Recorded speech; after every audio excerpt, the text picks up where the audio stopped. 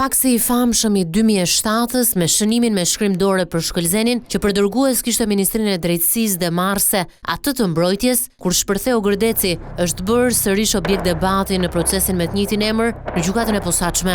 Përmes avokatëve, Mediu ka pretenduar se akti nuk e ka vlerën e provës, ndaj i ka kërkuar gjykatës që kjo shkresë që ka dalë nga zyra e sekretares së Ministrit të Drejtësisë së kohës, Aldo Bumçi, të nënshtrohet një ekspertimi daktilografik. Kërkuam që ose të hidhet poshtë, ose të bëhet akti i ekspertimit, për sa i përket kaligrafisë, por dhe i pretendimit të zotit Bumçi, për sa i përket një mashtrimi që është bërë sipas tij nga ana e sekretares, duke cilësuar se ky ka qenë shënimi i Bumçit dhe njëkohësisht ka qenë ai që ka bërë kërkesë. Është e çuditshme që ata që janë dëshmitar kyç nuk gjenden. Shteti fort nuk e gjen dot sikur ishte sekretaria Bumçi.